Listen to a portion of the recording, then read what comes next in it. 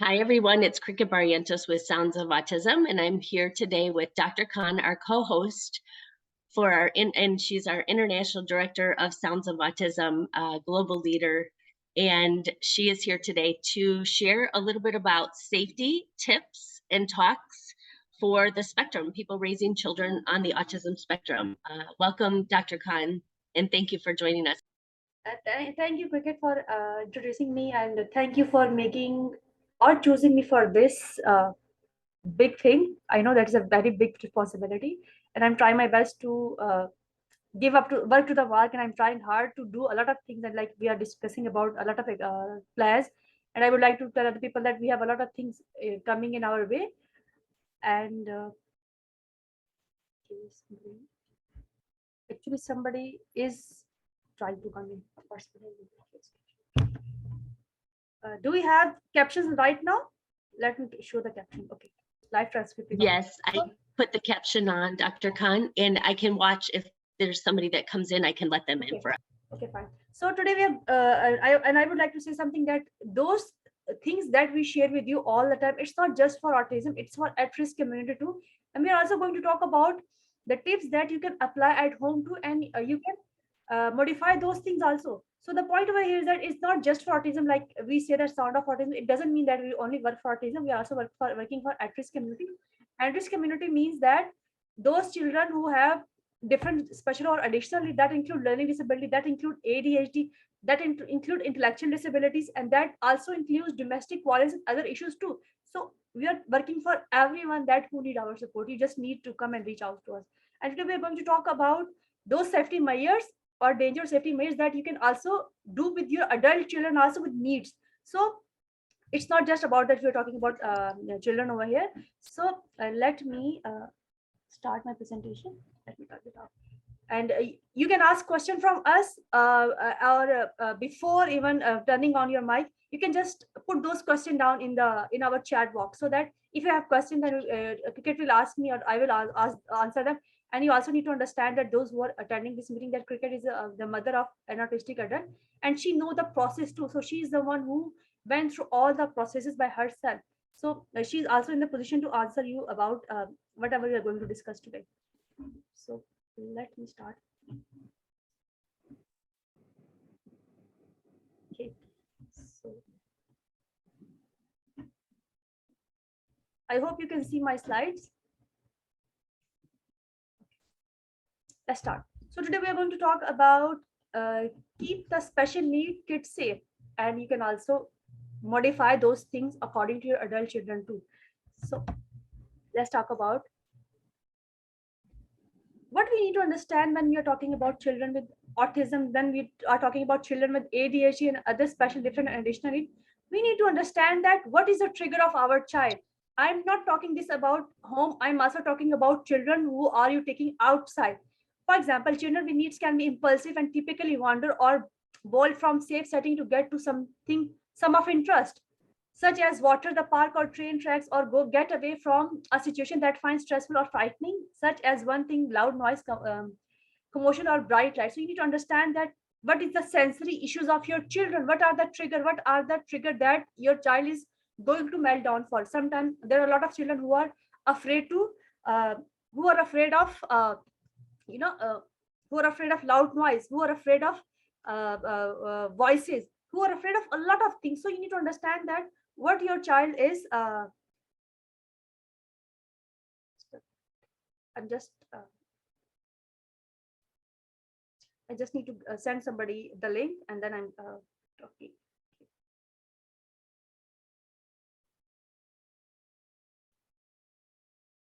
So like we say that every child have different need, every child have different trigger, and you need to understand that what is the trigger of your child. It could be loud noise, it could be smell, it could be water, it could be anything, it could be the sound of the machine, it could be sound of the tractor, wherever you're going, wherever you're taking your child. So always understand that wherever you are going, what your child need and what you need to keep with you. Either it's a fidget toy, either you need headphones for your child, either you need something else for your child, or you need something that calm down your child. So this is what it is. Okay, so let's discuss about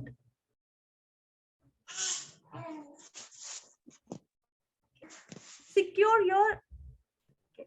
your home regardless of your child. You always need to understand that whatever you are doing, wherever you are going, what is your child need, you always need to understand that you need to secure your home when you're going outside, or you're working in some home. So that also and include that you need to shut down your all windows, please lock them, and also lock the door, because we also know that, and cricket and I was discussing this so many times, that sometimes children go outside and they never come back at home. From this I mean that sometimes they get missing, sometimes somebody might god forbid kidnap them, and there are other things too. So we need to understand that if we are at home, and we also need to discuss those safety measures with our kid, with our other family member too, and every family member need to understand that we need to keep our children safe, and for that we need to put our children in safety and lock the doors, lock the door of outside, lock the door of your main door, the main gate you have to lock them, and you have to have a children lock when you're traveling in your car. So you need to understand that wherever you are, you need to be safe. Somebody have a mic is on, please turn off your mic who is attending the sessions, please kindly make it show. Okay.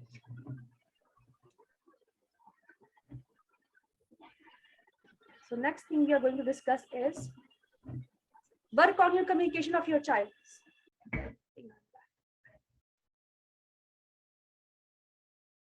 I think I'm back. Let me start again. There was some issue with the net. I apologize, you guys. I think we're having some technical difficulties, and Dr. Khan will probably jump off and jump back in. Okay, I'm here again. Can you see the...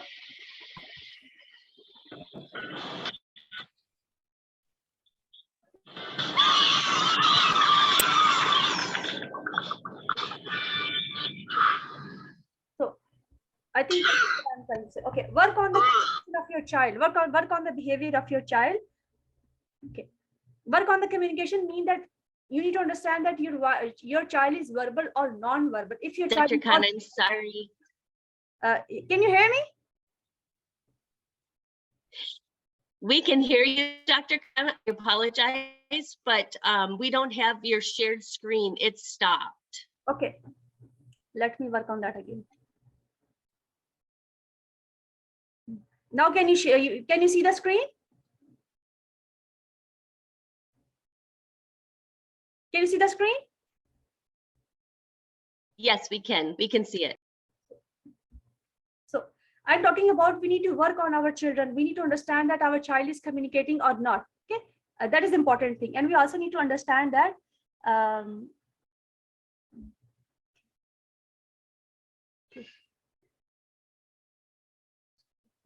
So can you see the transcript too?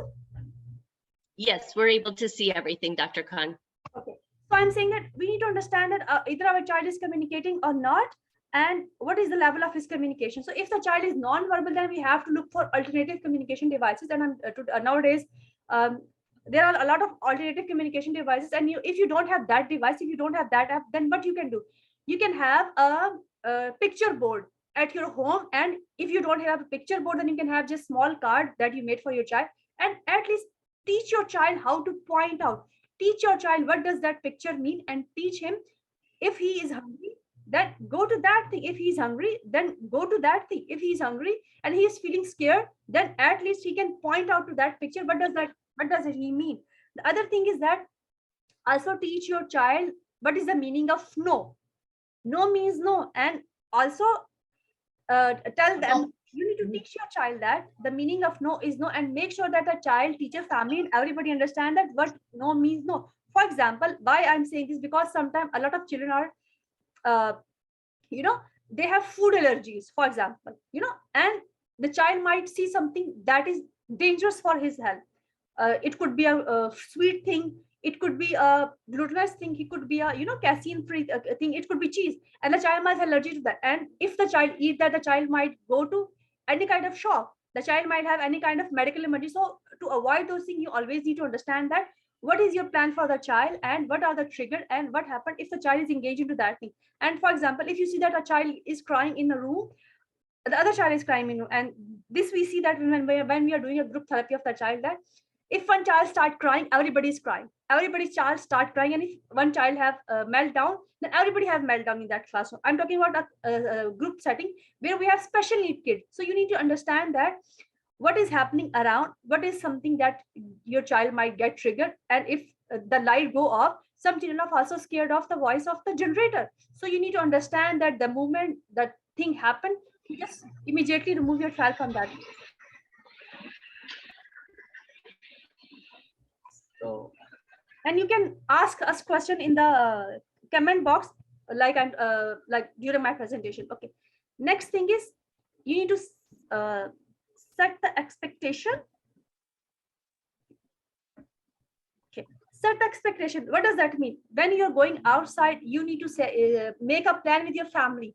For example, um like mother could say that I'm going to teach, I'm going to look toward the child, and you're going to look toward that thing. Okay, I'm going to the grocery store, and you ask the father of the child, please, can you please stay over here in the car, and whenever I come back, then it's more like that we are making plan for child, and we are doing according to that. So whenever you're going to some public place communication, communicate that plan very well with child, and please show a video to the child or picture to that child where we are going and what you need to do. So it means that you are telling your child like, stay in the car, or stay with your elder brother, stay with your father, don't go anywhere. So you need to tell the child that what we are doing, where you're going, and what are the expectations from that thing. Another thing is that also consider some kind of noise cancellation headphones, and nowadays we have a lot of devices that is available for that. Or you can have a calm down toy or squeezy toy with yourself, that the moment the child start getting triggered from external thing, then you just give them child that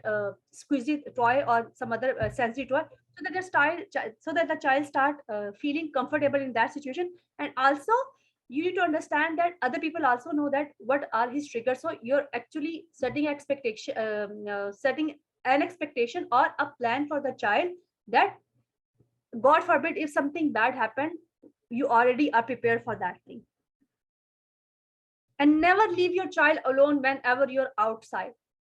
We know a lot of incident where the parent was there, and the elder brother was not taking it because he was doing something, or father was not there, and the child got missing, and something could happen to that child. So you need to understand that wherever you are going, just be vigilant toward that child. And why I'm saying that, because more than one third of children with ASD or other vendor never or really be able to communicate their name, addresses, or phone numbers. And it may be helpful to have these things like GPS devices, medical alert tag, and even their names marked in the clothing or other programs may be available through your local law or whatever we are doing. And I would also like to cricket to show us what we are doing on these on teaching children different thing. And we are also making a lot of, you could say, resources that is available on our website, or that is also available on the website of the Sound of Autism. And a lot of videos are also available on the channel of Sound of Autism, where you can go and you can have those information, you can access to those information, those training, and you can help out your child. So a child could have a bracelet, a child could have an identification card, his name, his father name, his telephone number, and whenever you're going outside, just tuck that thing with a child dress, or you can make your child to wear that. So that is going to help out your child um, to avoid any kind of bad things happening in the future, or if you're going outside.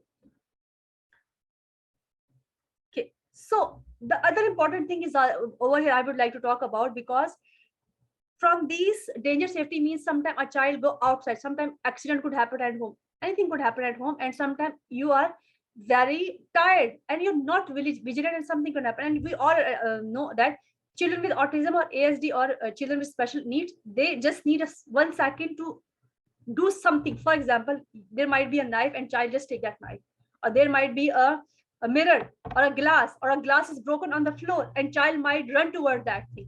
So why this happened? Because you are not ready for next day, you did not take proper rest, you are not sleeping at night. So we need to understand that the child needs the rest whenever you are going outside, or make sure that the child take his proper sleep. And second thing, also take proper sleep for the next day. So you want to, whatever you want to do, whatever you're doing, just divide work at home with your other family members so that you are ready for next day and you're ready for the whole day. So caregiver it is important, for caretaker it is important, even for responders it is also very important to take proper rest and take proper care of yourself. Because if you're not okay personally as a mother, your mental health is not okay, then how you can go and how you can take care of your child. So over here I would like to um, uh, emphasize again on your proper sleep, on your proper diet, on proper, so that you're always ready for your child, and you don't take the guilt of something or some mishap happened, maybe because of the child was so attracted toward that thing, the child was so attracted toward any musical object, etc., and he just run away and he might he might slip on the floor or he hit himself with something. So you need to get ready for those things. So over here, I would like to, it's be prepared, and I will explain those things, but I would like to ask our leader and our boss, cricket, so to brief those things, because we have planned for that. We have that plan on our YouTube channel too. So can you please explain those things, cricket? Because we just I have. sure can. And Dr. Khan, before I go to that, I have a question in the box. They asked, I want to know how I can help a child with autism that is about 19 months and he is aggressive, nonverbal, not pointing at things, and he is banging his head and being aggressive towards the caregiver and the mom. How do we fix something like that, or how do we address it? Okay. I want to know that the child. Okay. The point over here is that we need to understand that the child is listening to you or not. Does the child understand or not? These are a lot of important factors that include the behavior that you're mentioning. And the other thing is that the child, why the child is being aggressive. Is the child is aggressive in front of mother only, or the child is aggressive in front of the caretaker, or the child is aggressive when something happened in the environment. So whatever you're talking, even saying about head banging, children usually do that when they don't when other people are not trying to get that what is their need, when the other people are not understanding what does they want, so they indulge in those behavior. And I also have seen children doing head banging when they have the temper tantrums, when they have that attack or they have attack of the meltdown. So they do that. And why they happen? Because there might have sensory issues, and head banging is associated to sensory issue. So you need to understand that your environment is noisy or not. What kind of room the child have? You have to have a very calm room. You have to have a room which don't have any noise. You have to have a room which don't have that much distraction. So keep your child in a places that are calm places, dim light you could say, or those sensory lights. So I think that is how you are going to understand. But whatever the point she's asking, can you understand, can you tell us that the child is being aggressive all the time, sometime, some part of day? Is he aggressive in the morning? Is he aggressive before food? He is aggressive before sleep? Or he is aggressive when you're taking him out? So we need to understand all those things, why the child is doing it. And even sometimes we ask mother to put pillow the moment child start head banging, because the child is we need to understand those. So I think she might get the answer. Or and can you please describe the event more to us? Okay, I think she said something. Let me see. Okay, sometimes he's aggressive just to change. Okay, so the thing that you are mentioning is that the child is actually having sensory needs. The child don't like touching him. So that is the reason that you're saying that he's aggressive, he's changing the diaper. The point over here is that the child has sensory issue, and a lot of children have sensory issue. So he's aggressive when you're changing the diaper. Maybe he don't like the texture of the diaper, that's why he's doing. But just because of that reason, you cannot make him you cannot let your child without that. You have to have a diaper on your child. So uh, try to understand that either when you are doing or when the caregiver is doing that. That is important to understand that he's doing this aggressive behavior with you, or he's doing that aggressive behavior with the caregiver. She also commented that he gets angry with his food and he throws it on the floor instead of, eating it. and says, I'm done. He's frustrated. So another thing, Dr. Khan, I noticed with sensory is it might be like, for example, the diapers, that might be an issue. Maybe looking at doing cloth diapers or a different kind of diaper, like changing them up a little bit. But also something that I would suggest, like Landon, he wasn't able to eat because when he would take a bite, he would struggle with putting the food in his mouth. And when he would put the food in his mouth, he needed to like walk around the room to swallow it because he wasn't able to do it because of his sensory issues. So that's something else to think about is, you know, he might be struggling with the sensory piece of it, and allowing that child to maybe get up and eat and walk around. It's not something that I would encourage as a long-term habit, but just getting to understand your child's needs at first, and then trying to figure out a way to adapt. You know, so we definitely need to look at those types of things, because for Landon, he was not able to learn to stop stuffing his mouth and swallowing. So he would put a bunch of food in his mouth, spit it out, and then re-eat it. And because of that, he was able to swallow. So I would definitely, you know, look at those options, because sometimes the way we raise our children is typical, the way we learned it when we were kids, right? Exactly. But we're learning that this is a totally different type of journey. And so you need to be more aware that this child's trying to obviously tell you something or communicate, and that's why he's frustrated, because he can't say those words to you. So maybe start teaching him sign language or picture language or something to help communicate, and some of that frustration might just go away. Yeah. And you know, the thing is that we have done a lot of videos about initial way to develop the language of your child. And the other thing that you're because the child is frustrated because he cannot communicate and he cannot make you understand. And sensory issues mean that the child don't like the texture of the food over here too, if you talk about texture. So what we can do about that? Why not you mash that thing, whatever you're giving to your child? Because your child might have poor oral motor area. So what are you going to do about it? Maybe the child don't like the texture of the food. There might be something that child like. Okay, maybe the child cannot swallow the food. The child cannot eat whatever you are trying to make him eat. Then try to mash that thing and give it to your child. So it might be easy for your child to swallow that thing.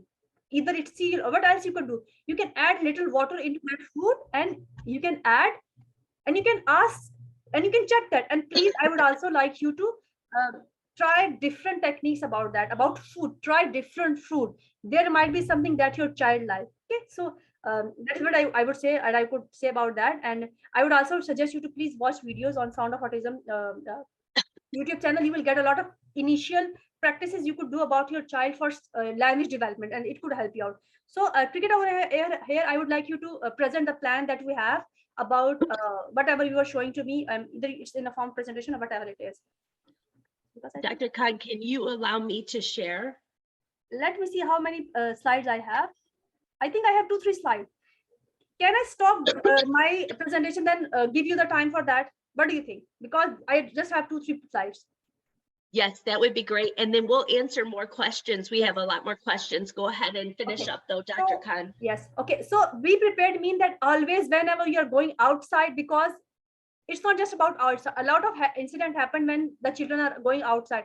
It might be any kind of, the child wander out, or sometimes the child go and run towards something. So whenever you have such kind of thing, always be prepared. Just have a photo of the child in his pocket, maybe identification information of the child, and try to memorize those child.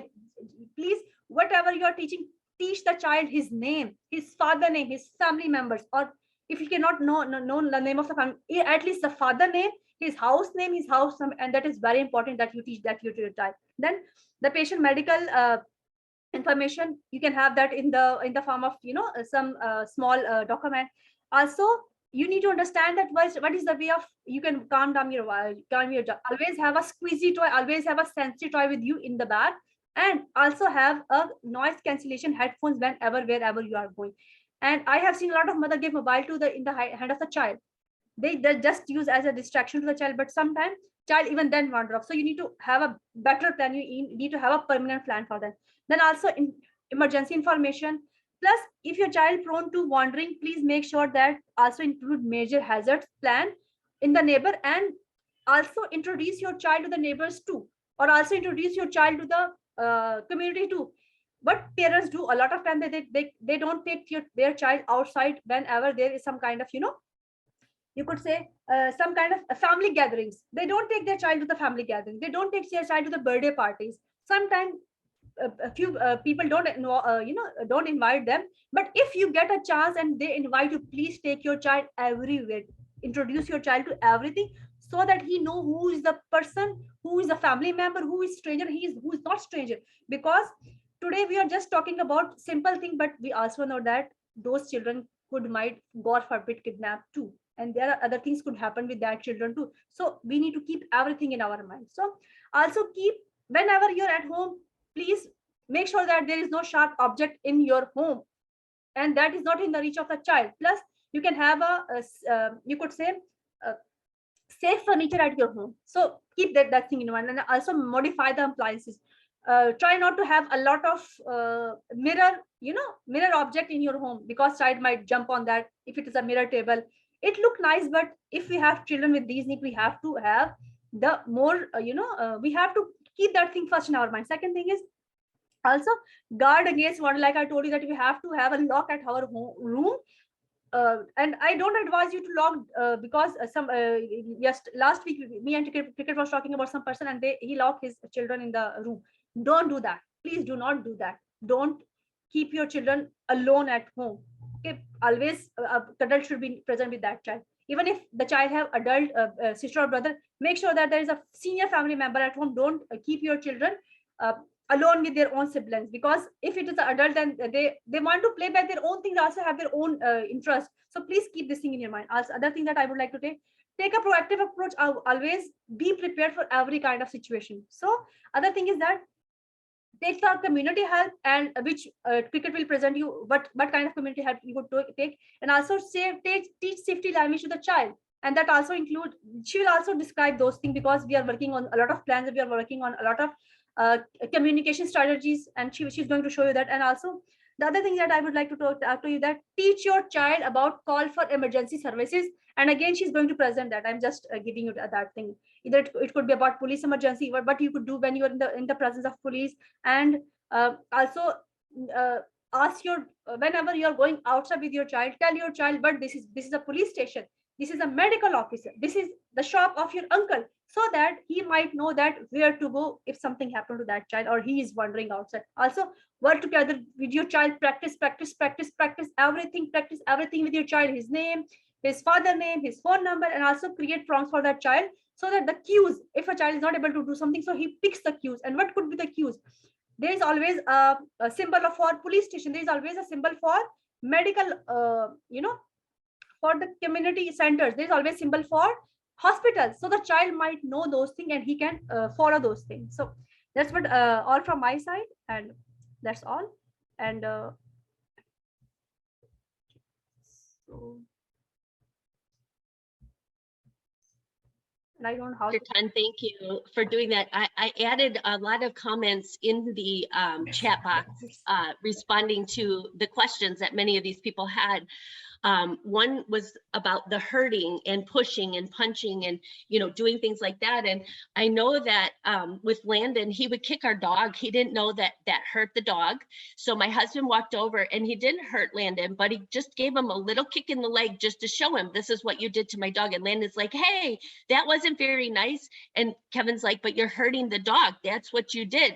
Because these kids think literal, a lot of times they will not compare something that's happening to someone else to themselves. They don't understand that pulling your hair and pushing you or saying mean things to you hurt your feelings.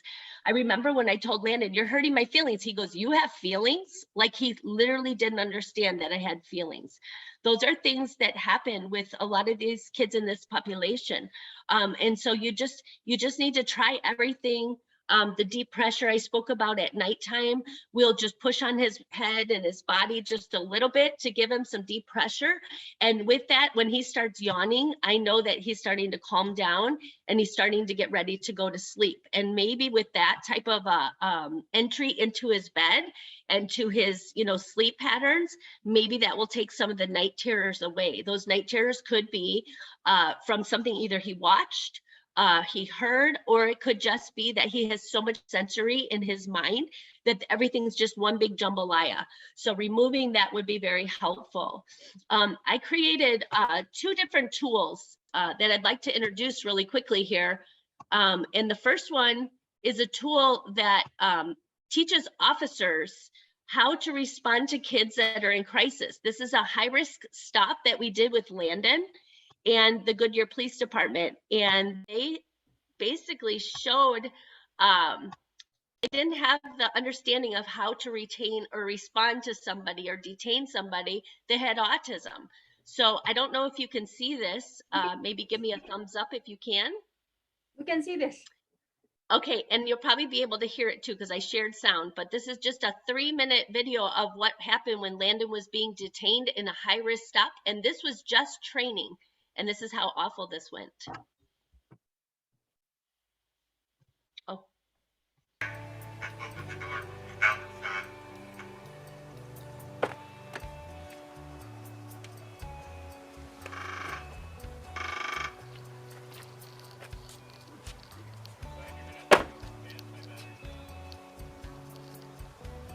Sir, turn around. Do not face me. Grab the back of your collar with your right hand. Hands up, back of your collar with your right hand. Sir, grab your collar with your right hand. There you go, pull it up. Higher, higher. Okay, turn around for me. Keep turning, keep turning, keep turning. Stop. Back up to my voice. Turn around. Back up to my voice. Keep going. Good. Keep going. Keep going until I tell you to stop. Keep going, keep going. Stop. Can you hear me? You can lower your shirt. You can let go of your shirt. Keep your hands up. Keep walking back. Keep coming. Keep coming. Keep coming. Go ahead and stop. Get down on your knees. Keep your hands up. Put your arms straight back. Or put your arms straight out like an airplane. Straight out like airplane wings. Straight out. Yeah. All right. There you go. Now bring your arms straight back. Behind your body. All right. Don't move, okay?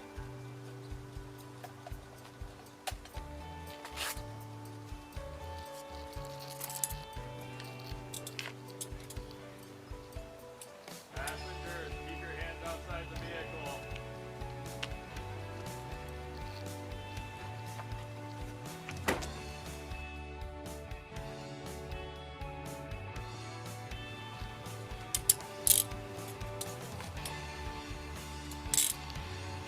Go ahead and stand up for me. Back. Here you go.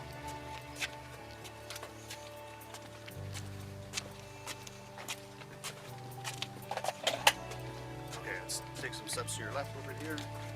Over here. All right, go ahead and spread your feet for me. Spread your feet. You have anything on you? No, any weapons on you or anything like that? Okay. Just a cell phone. Okay, let me turn around. So the vehicle you're in matched the description of an armed robbery vehicle. Where are you guys coming from? I have no idea. You don't know? Okay, what's your name? Landon Barrientos. Okay. All right, Landon, hang tight for a little bit. We're gonna get all this picked out, okay? Put your big handcuffs on for just a little bit. Okay.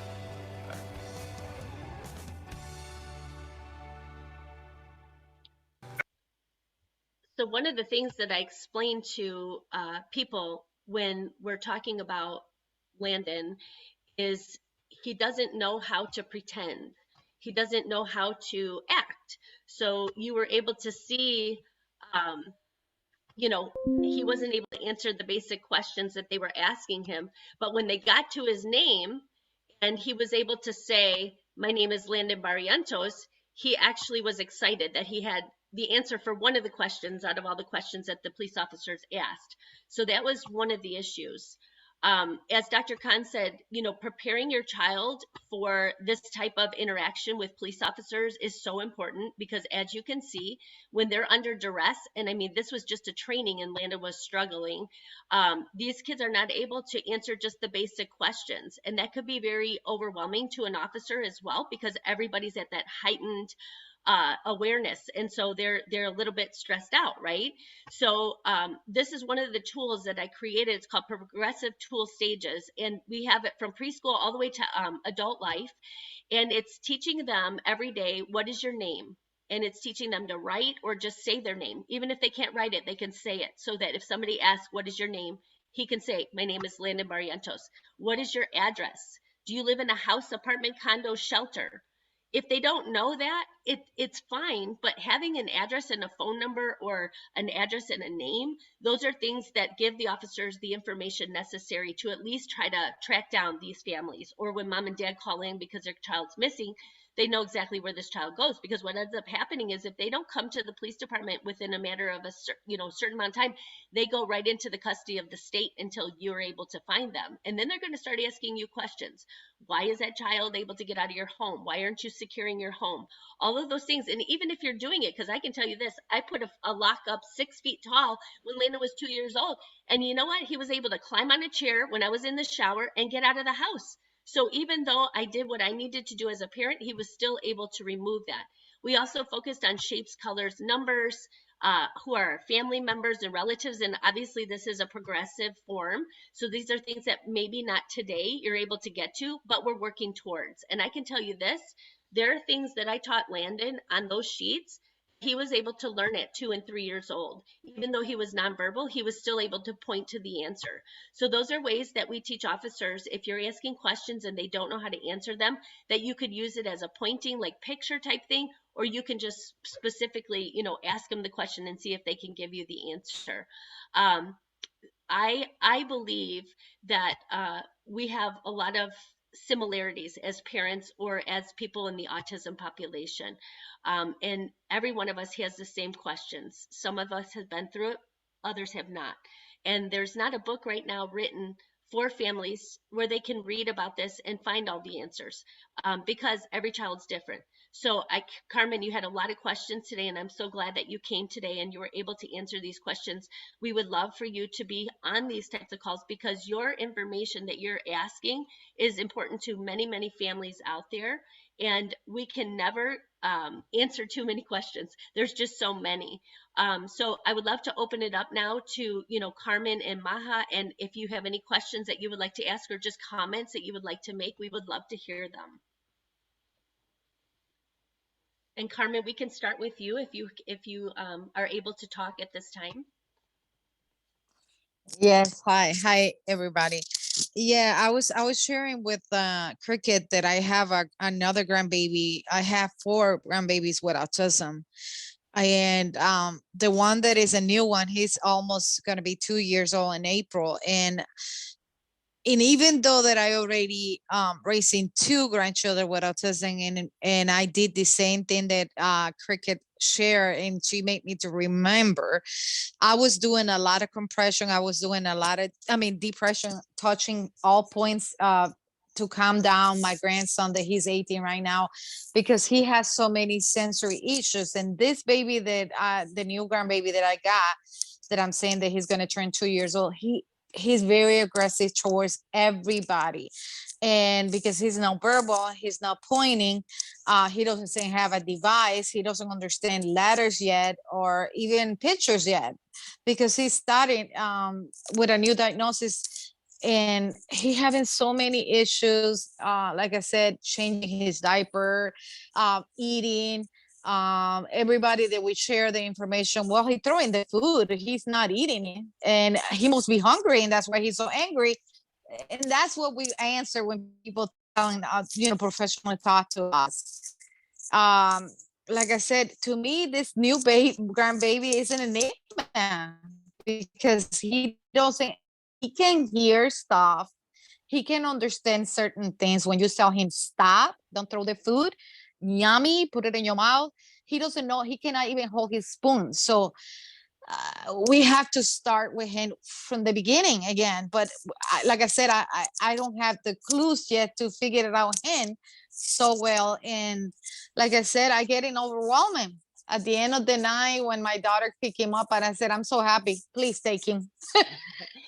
Carmen, I have a therapist, and he does a bunch of different types of therapies here in Arizona. He's in Glendale, and I think he's also on the autism spectrum. Has a daughter with autism, an older daughter. I would love to introduce you to him. His name is Mike, and he is very committed to helping us. I think he would be a good resource for you. He used to work for DDD and DES, so he can help us with finding resources for you for those types of things. So I'm going to go ahead and do a virtual introduction with you and him, so that you can start speaking with him, and I think he will be able to help you find some of the things that you're in need of.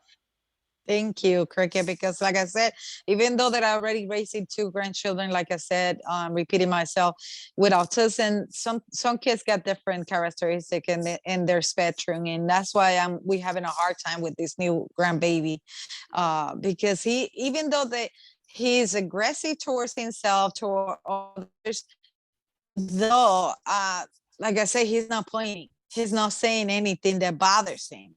Yeah. And how can we understand, how can we communicate and help him to understand his needs? See, not even yet, I don't know in his vocabulary yet, he got the pictures to associate it with food, spoon, fork, and diaper and all that stuff. That's what I keep telling the professionals. If you haven't started, and he likes to be held all the time, like walking around in the room with him, and I like, man, we cannot carry you all day long, you're heavy, Yeah.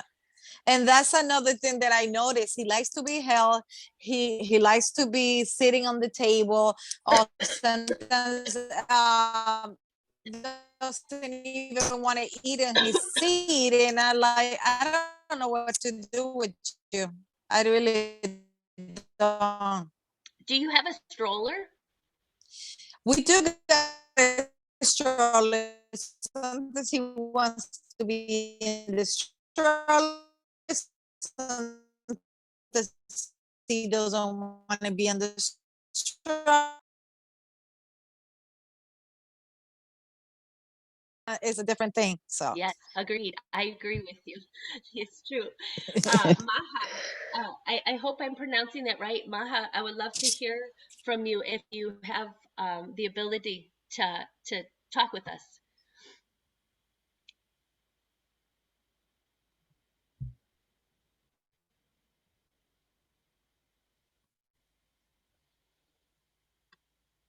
And maybe not. It's okay. Okay, I would like to add something in, Carmen. Dr. Khan or Dr. Abbasi? I'm saying, can you hear me? Yes. Okay, so I would like to say something to you, Carmen. Your child might, your grandson child might look that the child have a lot of sensory issue that include the issue with the texture. Like he don't like somebody touching that child, but even then the child like being held. What you could do about that? You might have heard about weighted blanket actually. If you put that on your child, that is going to help your child a lot. Second thing is we call it massage. Try to massage your child actually with some oil, whatever oil, the oil that is don't have some kind of poisonous, you could say that which might not be poisonous. So try to massage your child as much as you can, or I would say that you can try that massage when before sleeping. Second thing I would like to recommend you, when you're massaging your child, start from here and you need to put some you could say some pressure on child head, and try to massage your child head more, because he might have more sensitivity in this area, because this area is very sensitive for the child. Second thing, when you're massaging your child, try to put pressurize on those things, on those things, and massage those things more than the other body part. Next thing is, which we call the middle part of the stomach, not stomach, the back, you know try to massage that area too. Then other area which I would like you to emphasize is the calf muscle, actually, the lower leg, lower part of the leg. Try to massage that, and that is going to help your child a lot. And the thing that you're mentioning is, the do your child is the child is like music or not? Does he like music or not? Yeah. Yes, he does. Okay, then do you have a room in a house that is abandoned kind of room, and you don't have anything else in your room? Do you have that kind of room in your home? Like, it's nobody's using that room. What kind of fruit you're talking about, doctor? I'm sorry. Do you have a room at your house that nobody is going to that room that much? Do you have a room at your house like that? Well, no, I don't think so. No, I mean all the rooms are somebody occupied, neither in his house. Yeah. Okay, so let me tell you something. Even that, then what you could do, if we talk about your own bedroom, try to convert your bedroom, if you can, into a sensory room. Like, you can add little bit thing in your room. Oh, got it. Yes, this is why I was telling you. Just have, those colorful lights or something that your child might have interest.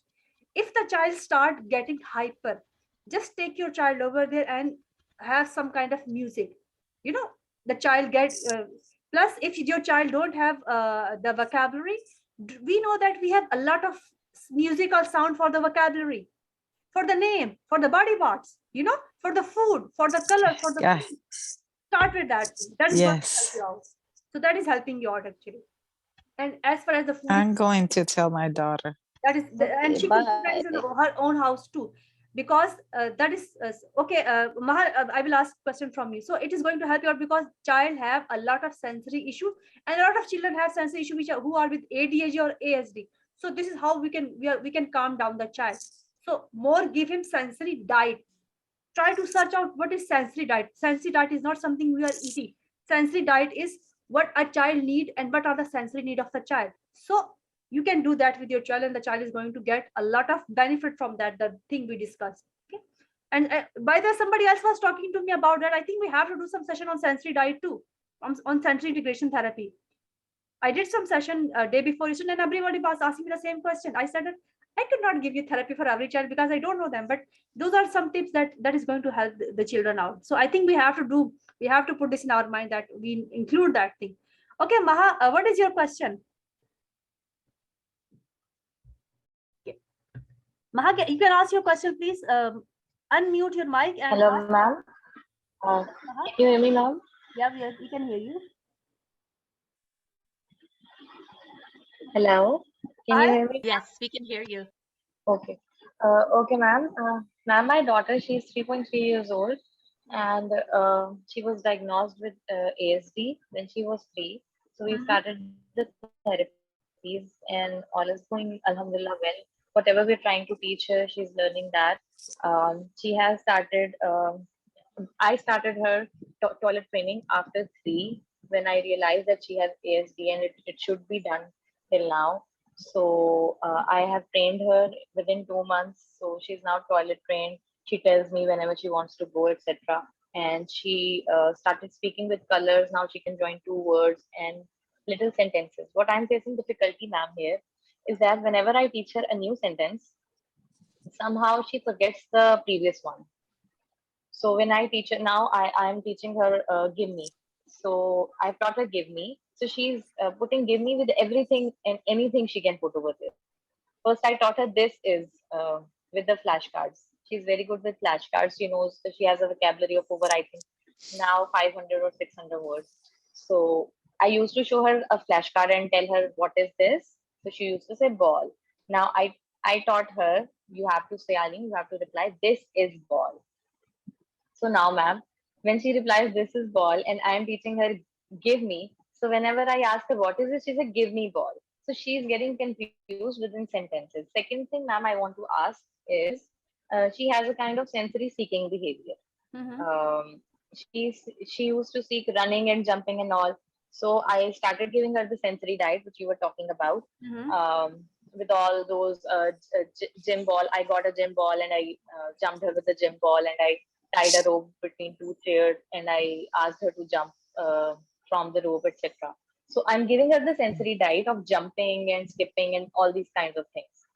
So what she's doing now, she whenever she walks now, she the jump it's kind of transferred in her walking. Mm-hmm. So, ma'am, the question here I want jumping. I'm giving her. Is it necessary to give? Should I stop giving the purposeful jumping that I'm giving her on the gym ball? Should I divert her, or should the seeking behavior be stopped? So, So these are the two questions I want to let ask. me tell you something, That Maha. the Whenever we sensory are seeking behavior, should it be stopped by diverting her, or should purposeful jumping? okay, let me tell you something, Maha. Whatever you are telling me, that is the reason why we take the children to the therapist, because they know the techniques of a lot of things. Whatever you are telling, it's good that you are working with that child. Even then, if you talk about cricket, her son went to therapies too. It's not that she did not take her child to therapy. Her son went to therapy. Every other mother, like It is lower.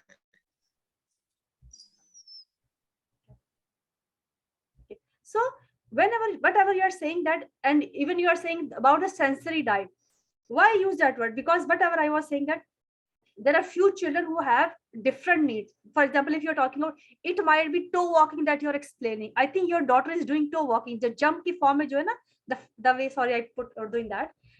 The way you are describing your child, I think the child start doing toe walking. So I would recommend you to take your child to therapist if you can, and I would suggest you that take the therapist, because whatever you're describing is the child always have needs, and there's something that OT can handle it down. Whatever you're telling the need, because I don't know the level of the child. I don't know the level, what kind of intensity the child might is having. So I think whatever you're describing, it might be look like a toe walk, and for that I think you need to consult some physiotherapist or OT therapist for that. And as far as the speech thing is concerned, we do speech therapy with a lot of planning. We do everything with planning. We know that when to start, how to start these questions, how to take child to different form of answer question session and stuff. So it is always a plan thing. We don't start teaching child random things, like uh, give me answer like that, and do like that, and whatever you are saying. So whatever you're saying, your child have that, but we whatever we are doing, we always do this on plan. We know that this is the vocabulary of the child, and we how we are going to do that, how we are going to start those things in question answer session, how we are going to start communicating with the child with a question, what, when, how, where, when. These are different questions, and we have to plan those things eventually.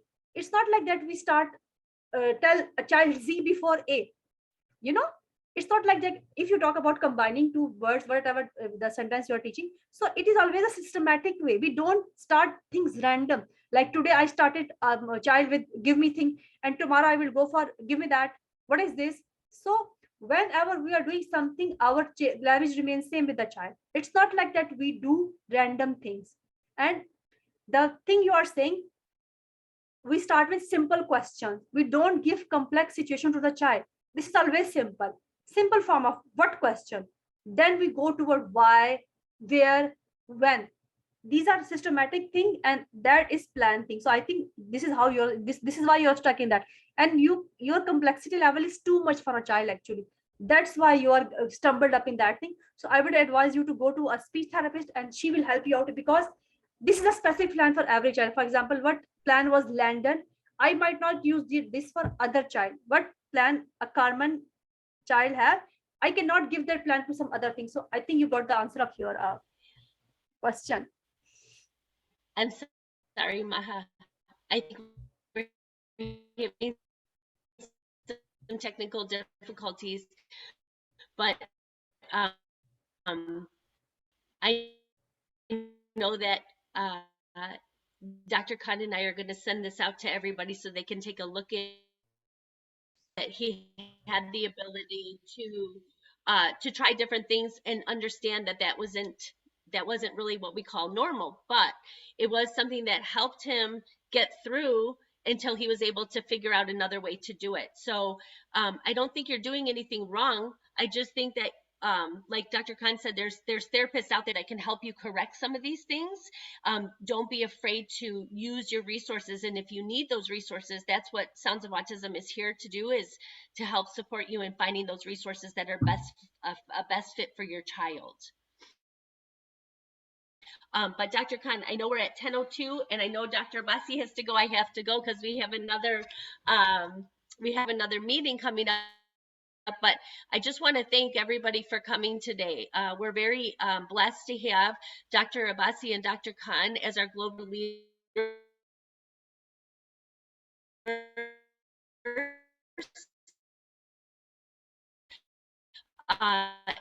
in Pakistan, and with their knowledge and their awareness and everything that they've done to put into education, we've been very successful with our